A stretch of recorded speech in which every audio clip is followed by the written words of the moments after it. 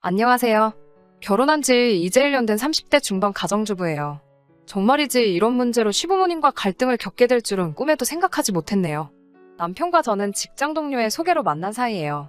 저는 보험회사 회계팀에서 근무하고 있었는데 직업 특성상 대부분의 동료들이 여자였어요. 게다가 학교도 여고, 여대를 졸업한지라 주변에 정말 남자가 없었거든요. 그런 저를 안타깝게 여긴 상사가 자기가 아끼는 동생이라며 소개해준 사람이 지금의 남편이에요. 사실 남편을 처음 만났을 때는 재미없는 사람이라고 생각했는데 그건 남편이 연애 경험이 없어서 그랬던 거더라고요. 만나면 만날수록 주변 사람에게 친절하고 가족을 사랑하는 따뜻한 사람인 걸 알게 되었죠. 대기업 인사팀에서 근무하고 있던 남편은 당시 오피스텔에 전세로 거주하고 있었어요. 저 역시 서울에서 자취 중이었고요. 사실 저는 경기도에 대출을 끼고 사놓은 아파트가 한 채 있긴 했어요. 반면에 남편은 모아둔 재산은 하나도 없다고 하더라고요. 그렇지만 진지하게 만나기 시작한 지 8개월 정도 지났을 무렵 남편은 자기와 결혼을 해준다면 평생 마음고생 몸고생 시키지 않겠다고 호언장담을 하며 프로포즈를 해왔어요. 비록 당장은 프로포즈였지만 기쁜 마음으로 받아들이고 그렇게 결혼 준비를 시작했어요. 남편도 저도 직장이 있었으니 먹고 사는 문제 같은 건 걱정하지 않았거든요. 그래서 바보같이 그때만 해도 앞으로 우리에게 꽃길만 있을 줄 알았죠. 그런데 생각지도 못한 일이 저를 기다리고 있었어요. 연애 당시 남편에게는 의류 매장을 운영하시는 부모님과 2살 아래의 남동생이 있었는데 남편은 2살 아래의 남동생에게 책임감이 상당했어요. 하지만 그 남동생을 만나는 일은 쉽지 않았어요. 사실 결혼 이야기가 나오기 전까지는 얼굴도 한번 못 봤죠. 형제 사이가 안 좋은 건지 도통 저에게 따로 인사를 시키지 않더라고요. 서운한 마음이 들었지만 내색은 안 했어요. 하지만 본격적으로 결혼에 대해 이야기하기 시작하면서 남편이 먼저 도련님에 대해서 이야기를 꺼내더라고요. 남편은 어린 시절부터 부모님 뜻을 거슬러 본 적이 없대요. 맞벌이하는 부모님 밑에서 동생을 챙기며 사춘기도 못 느낄 만큼 열심히 공부하고 친구들과 사이좋게 지내는 착한 아들로 컸다고 하더라고요. 반면에 남편보다 3살 어린 도련님은 엄청난 말썽꾸러기였다고 하더라고요. 부모님의 관심을 끌기 위한 행동이라면 무엇이든 서슴지 않았대요. 툭하면 친구들 물건에 손대고 고등학교 졸업 후에는 일도 잘 안 하고요. 저는 사실 그때만 해도 이제 도련님도 남편도 30이 넘었고 당신이 첫째이니 먼저 다가가고 마음도 열어보라며 남편을 다독였어요. 그 이후로 도련님과도 가끔 셋이서 만나게 되었고요. 그런데 도련님을 몇 번 만나보니 남편이 왜 그렇게 책임감을 느끼면서도 한편으로는 답답해했는지 알만하더라고요. 마땅히 직업이 없던 도련님은 가끔 어머님이나 아버님이 병원을 가시면 대신 가게를 보는 일로 용돈을 벌고 있었어요. 고정적인 출퇴근 시간 같은 것도 없었고요. 그냥 본인이 돈이 없으면 내킬 때 출근해서 몇 시간 버티고 있다가 포스에서 돈을 가져가는 식이었죠. 문제는 이런 이야기를 본인이 스스럼 없이 하더라고요. 그러면서 하는 말이 어차피 이 가게는 자기 게 될 거니까 전혀 문제될 게 없다고 하더라고요. 옆에서 제가 벙찐 표정으로 이 이야기를 듣고 있으니 남편은 얼굴이 벌개져서는 다른 이야기 하자고 상황을 무마하려 애쓰더라고요. 한 번은 다 같이 식당에 있었는데 남편이 지갑이랑 핸드폰을 테이블 위에 올려두고 잠깐 차에 갔다 온다고 자리를 비우더라고요. 남편이 식당 문을 나서자마자 도련님이 남편 지갑에 손을 뻗어 가져가는 게 아니겠어요? 깜짝 놀란 제가 지금 뭐 하시는 거냐고 묻자 동생이 형한테 용돈 좀 받을 수 있는 거 아니냐고 하더라고요. 어이가 없어서 그런 게 어딨어요. 그래도 본인이 오면 물어봐야죠라고 하자 형수님이 아직 우리 집을 잘 모르시나 봐요 라며 이죽거리더라고요. 그러고서는 지갑에서 5만 원짜리 2장을 꺼내가는 거예요. 바로 남편이 돌아왔고 제가 어이없는 표정을 하고 있자 남편이 무슨 일이냐고 묻더라고요. 그러자 도련님은 자기는 전혀 모르겠다는 듯 남편을 쳐다보며 아니 내가 형 지갑에서 용돈 좀 꺼냈는데 형수가 화가 났어 라고 말하면서 형 돈인데 왜 형수가 화를 내냐며 오히려 자기가 어이없다는 식으로 말을 하더라고요. 무슨 상황인지 눈치챈 남편이 동생에게 너는 그래도 밖에서까지 그러면 사람들이 이상한 오해를 한다며 앞으로는 그러지 말라고 하더라고요. 그날 밤 제가 원래 그런 식이냐고 하자 남편도 저에게 아직 우리가 완전히 결혼을 한 건 아니니까 이번 한 번만 이해를 해달라면서 결혼식 올리고 정식으로 부부가 되면 2번 다시는 이런 일이 없을 거라고 자기 입장도 이해해달라며 이해 못할 소리를 하더라고요. 하지만 저도 좋은 날 앞두고 더 큰 소리 내기 싫어서 그냥 알겠다고 확실히 정리하라고 말했어요. 사실 남편이 가족들에게 경제적인 지원을 하고 있다는 건 결혼 준비가 어느 정도 진행되고 나서야 눈치를 챘죠. 남편이 한 달에 버는 돈이 350 정도였는데 차도 없고 딱히 취미도 없는 사람이 돈을 한 푼도 못 모았다는 게 이해가 안 되더라고요. 그래서 슬쩍 물어보니 부모님이 운영하시는 의류 매장이 잘 되는 것도 아니고 해서 자기가 다달이 50 정도를 보내고 있대요. 게다가 남동생이 매번 이번에 이걸 해보고 싶다. 아니, 저걸 해보고 싶다는 식으로 나오니까 그 교육비를 남편이 지원하고 있었다는 거예요. 그 이야기를 듣던 제가 그래서 도련님은 지금 뭐 자격증이라든가 딴 거 있냐고 묻자 성격이 진득하게 뭘 해내지를 못하더라며 말끝을 흐리는 게 아니겠어요. 지금은 말 그대로 온 가족이 사고만 치지 말아다오라는 마음으로 도련님을 돌보고 있는 거였죠. 속된 말로 이런 거지 같은 상황에 놓인 불쌍한 남편을 내가 구해줘야겠다는 생각을 했던 것 같아요. 그런데 제가 정말 어리석고 멍청했죠. 신혼집을 구하면서부터 큰 소리가 나기 시작했거든요. 사실 둘 다 서울에서 직장 생활을 하고 있었지만 제가 가진 돈으로는 서울에 전세 하나 구하기 어렵겠더라고요. 아이도 낳아야 하는데 오피스텔에서 시작하기도 그렇고 해서 저는 경기도에 제가 가진 아파트에서 시작하는 게 어떻겠냐고 말했어요. 처음엔 남편도 미안하고 정말 고맙다고 몇 번이고 말하더군요. 하지만 이 이야기가 시어머니 귀에 들어가자 시어머니가 노발대발 난리가 나신 거예요. 귀한 우리 아들 출퇴근 시간이 얼마나 피곤하겠냐면서요. 비록 아파트가 경기도에 있기는 하지만 지하철 갈아타는 것도 없이 40분이면 출근할 수 있는데 시어머니가 왜 이렇게 화를 내시는 건지 이해가 안 됐어요. 시어머니가 화를 내시자 남편도 갑자기 입장을 바꿔서는 저에게 경기도에 있는 그 아파트를 팔아서 서울에서 전세를 구하면 어떻겠냐고 저를 떠보더라고요. 제가 그건 안 된다고 가차없이 거절해버리자 시어머니가 그럼 본인이 돈을 보태주겠다고 나오시더군요. 근데 그 금액이 3천만 원이었어요. 3억도 아니고 3천이 집을 구하는데 무슨 보탬이 되나요? 그래서 제가 돈도 필요 없고 그럼 남편 지금 사는 오피스텔에서 시작하겠다고 했어요. 시어머니는 그러자 또 그렇게 작은 오피스텔에 성인들이 어떻게 사냐고 화를 내시더라고요. 그런데 어머님이 화를 내신 데에는 정말 생각지도 못한 이유가 있었어요. 어머님은 도련님을 저희 집으로 보내실 생각이었던 거죠. 제가 어떻게 알게 되었냐면 생각 없고 이 입산 도련님이 저에게 직접 전화를 걸어왔더라고요. 회사에서 막 퇴근하던 찰나였는데 벌써 취기가 오른 도련님은 제게 전화를 걸어서는 계속 형이 사는 오피스텔은 크기가 어떻고 화장실이 저떻고라며 혼자 주절거리더라고요. 저는 괜찮아요. 저도 가봤는데 그냥 둘이서 살면 그럭저럭 살만해요라고 말했죠. 그러니까 도련님은 왜 둘이에요? 셋이지. 아닌가? 넷인가? 강아지도 하나로 쳐야 되나? 나 강아지도 키우고 싶은데 라고 하는 게 아니겠어요? 저는 처음에 뭔 소린가 싶고 장난치나 싶기도 해서 왜요? 도련님도 오시려고요? 라며 웃었더니 그럼요. 이제 저도 서울 가서 살아야죠. 나처럼 큰 물고기가 큰 물에서 놀아야지 안 그래요? 라며 웃더라고요. 저는 속으로 이게 미쳤나? 진짜로 하는 말이야? 아니면 나한테 시비 거는 건가? 하는 생각도 들고 도저히 분간이 안 돼서 전화를 끊고 바로 남편에게 전화를 걸었죠. 남편에게 방금 통화 내용을 읊으니 몇 초간 아무 말도 못하더라고요.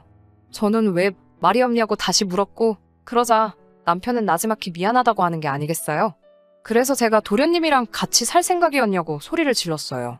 그러자 남편은 자기가 지금 중간에서 열심히 수습 중이라면서 순전히 어머님과 도련님의 생각일 뿐 자긴 조금도 그럴 마음이 없다고 그냥 모르는 척하라고 하더라고요.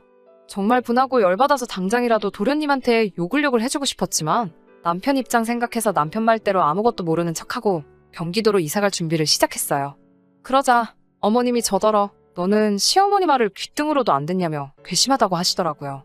도대체 어른 알기를 뭐로 아냐면서요. 그러면서 저더러 매정하다고 이제 다 한 가족인데 네 동생이다 생각하면 그럴 수 있겠냐며 저를 나쁜 사람으로 만드시더군요. 사실 이때 결혼판을 엎을까 싶었지만 사실 저는 부모님이 안 계시거든요. 그래서 정말 제 가족이 가지고 싶었고요. 남편과 헤어지고 다른 사람과 다시 미래를 계획한다는 게 상상만으로도 너무 괴롭고 자신이 없더라고요. 그래서 남편 하나만 보고 살면 된다는 마음으로 꾹 참았어요. 적어도 남편은 계속해서 저에게 미안하다 고맙다 했으니까요. 우여곡절 끝에 결혼식을 마치고 결국엔 원래 계획했던 대로 제 아파트에서 신혼생활을 시작했어요. 남편은 모아둔 돈은 없었지만 결혼 이후에는 약속한 대로 시댁에 드리는 용돈도 30으로 줄이고 도련님에게 들어가던 소위 교육비도 일체 지원하지 않기 시작했어요. 당연히 또 난리가 났지요. 하지만 저는 그때마다 앞으로 태어날 아이를 위해서는 어쩔 수 없다는 자세로 버텼습니다. 사실 남편이 무조건 제 편이었던 건 아니에요. 가끔은 저를 설득하려고도 하더라고요. 이번 달만 좀 더 해드릴 순 없겠냐? 동생이 이번엔 정말로 한번 도전해보고 싶다는데 어떻게 안 되겠냐는 식으로요. 저도 사람이니 마음이 흔들린 적도 있었고 그럴 땐 한두 번 오케이를 하기도 했었는데 지금 생각해보면 그러지도 말았어야 했어요. 결혼 후 얼마 지나지 않아 아버님의 생신이었어요. 아버님 생신 축하를 위해 음식과 선물을 가지고 시댁으로 갔네요. 원래는 음식을 준비하려고 했는데 어머님이 음식 해올 필요 없다며 남자 지갑하고 벨트를 좀 사오라고 하시더라고요. 아버님이 하시기엔 조금 젊고 비싼 브랜드라 야했지만 그래도 준비해서 갔어요. 그리고 음식은 해오지 말라 하셨지만 그래도 도리가 아닌 것 같아서 미역국, 불고기 그리고 잡채를 준비해 갔고요. 저희가 도착하고 얼마 지나지 않아 짜장면하고 탕수육 같은 중화요리들이 배달되더라고요. 제가 해간 음식들하고 중화요리를 차려놓고 아버님 생신 축하를 했지요. 아버님은 모처럼 생일날 미역국을 먹어본다며 너무 좋아하시더라고요. 근데 막상 선물을 꺼내놓으니 아버님보다 도련님이 더 좋아하더군요. 그제서야 알겠더라고요. 준비하라고 한 선물은 아버님이 갖고 싶은 게 아니라 도련님이 갖고 싶은 걸 말씀하셨다는 사실을요. 그렇지만 제가 뭐라고 말을 하겠어요. 괜히 아버님이 짠해서 집에 오기 전에 아버님 지갑에 20만 원을 넣어놓고 왔네요. 그런데 정말 어머님과 도련님이 이런 계획까지 세우실 줄은 상상도 못했네요. 아버님 생신이 지나고 며칠 뒤 어머님과 도련님이 저희 집에 연락도 없이 왔더라고요. 남편은 야근이라 집에 없었고 저만 혼자 있었고요. 도련님은 집안을 어슬렁거리며 이방저방 들락날락하면서 냉장고도 괜히 한번 열었다 닫았다 하면서 정신을 쏙 빼놓고 있었어요. 그 와중에 어머님이 갑자기 제 손을 붙들고선 요즘 젊은 사람들이 얼마나 힘들게 사는지 안다면서 그래도 첫째랑 너랑 이렇게 살아주니 든든하다고 말씀하시더라고요. 그러시면서 도련님을 보시며 이제 저놈만 자리를 잡으면 자기는 죽어도 여한이 없다면서 한숨을 몇 번이고 내쉬었습니다. 그러면서 저에게 사실 둘째가 식당을 차리고 싶단다라며 오늘 띄우시더라고요. 제가 아는 한 도련님은 자기 손으로 라면도 끓여본 적이 없거든요. 그런데 무슨 식당을 한다는 건지 기가 차서 말도 안 나오더라고요. 뒤에 이어지는 어머님의 말씀은 더 가관이었어요. 1억만 있으면 저기 장사 잘 되는 가게를 인수할 수 있다면서 저더러 지금 사는 아파트를 담보로 1억만 대출을 받으라는 거예요. 그래서 어머님께 지금도 이미 대출 갚으며 사는 중이라 추가로 받을 수가 없다고 죄송하다고 했어요. 그러자 어머님은 화가 나셨는지 정색을 하시며 저를 노려보시다가 알겠다며 자리에서 일어나셨어요. 도련님은 실실 웃으면서 진짜 형수 정 떨어진다며 우리 집 소파를 발로 툭 차고 나가더라고요. 그런 둘의 모습에 어이도 없고 화도 났지만 한편으로는 차라리 잘 됐다는 생각이 들더라고요. 그런데 그날 밤 저는 충격적인 사실을 알아챘어요. 저를 키워주신 외할머니께서 돌아가시기 전 제게 물려주신 노란 금반지가 감쪽같이 사라졌더라고요. 노랗고 촌스럽지만 할머니가 주신 거라 일부러 할머니 사진이랑 같이 제 방 화장대 위에 항상 올려놓고 바라만 보거든요. 그런데 그 반지가 없어진 거예요. 당연히 난리가 났죠. 온 집안을 쥐잡듯 뒤져도 보이질 않으니 눈물이 다 나더라고요. 그러다 도련님이 생각이 났어요.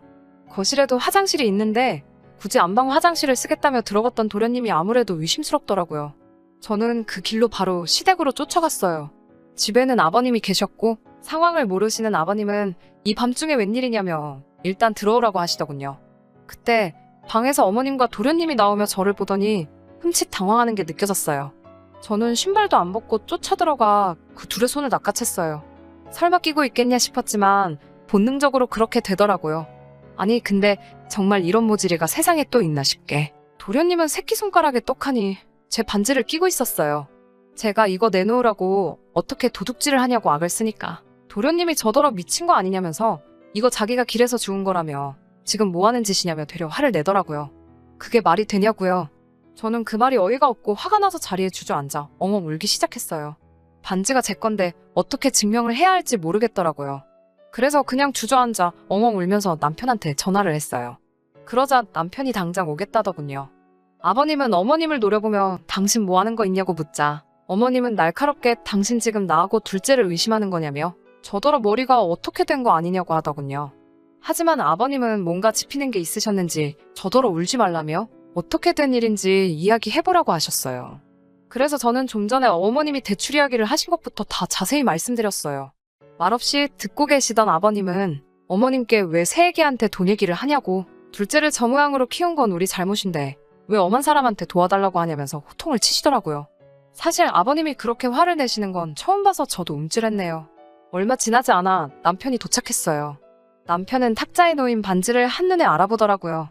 아버님이 첫째 너 이거 새아기 거 맞냐고 확신하냐고 물으셨고 남편은 도련님과 어머님을 한번 쳐다보더니 한숨을 내쉬고는 이거 맞다고 매일 보는 건데 어떻게 모르겠냐고 그리고 잘 보면 한쪽에 찌그러져 있다고까지 말해줬어요.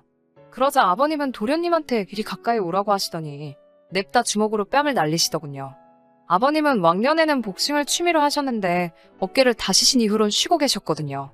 도련님은 벌개진 뺨을 부여잡고는 어머님을 쳐다보고 있었어요.